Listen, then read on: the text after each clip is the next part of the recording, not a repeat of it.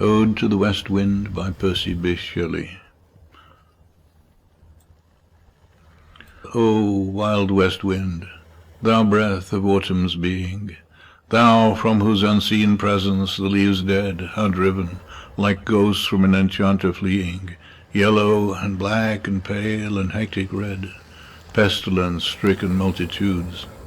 O thou, who chariotest to their dark wintry bed the winged seeds where they lie cold and low, each like a corpse within its grave, until thine azure sister of the spring shall blow her clarion on the dreaming earth, and fill, driving sweet buds like flocks to feed in air, with living hues and odours plain and hill. Wild spirit which art moving everywhere, destroyer and preserver, hear, O hear. Thou, on whose stream, mid the steep sky's commotion, loose clouds like earth's decaying leaves are shed, shook from the tangled boughs of heaven and ocean, angels of rain and lightning, they are spread on the blue surface of thine airy surge, like the bright hair uplifted from the head of some fierce Maenad. Even from the dim verge of the horizon to the zenith's height, the locks of the approaching storm. Thou dirge of the dying year, to which this closing night will be the dome of a vast sepulchre, vaulted with all thy congregated might of vapours, from whose solid atmosphere black rain and fire and hail will burst.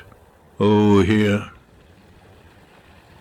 Thou who didst waken from his summer dreams, the blue Mediterranean, where he lay, lulled by the coil of his crystalline streams, beside Pumice Isle in Bysshe Bay, and saw in sleep whole palaces and towers, quivering within the waves' intenser day, all overgrown with azure moss and flowers, so sweet the sense faints picturing them.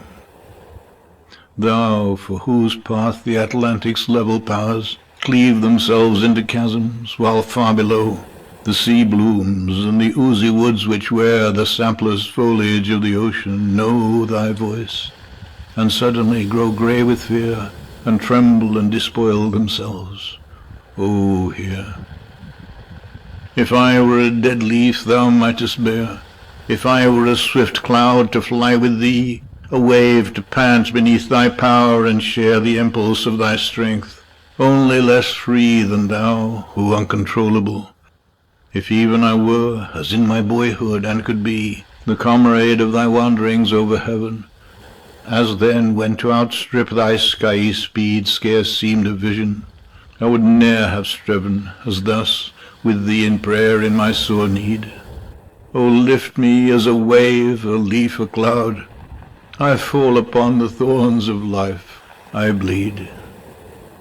The heavy weight of hours has chained and bowed one too like thee, tameless and swift and proud. Make me thy lyre, even as the forest is. What if my leaves are falling like its own? The tumult of thy mighty harmonies will take from both a deep autumnal tone, sweet though in sadness. Be thou, spirit fierce, my spirit, be thou me, impetuous one.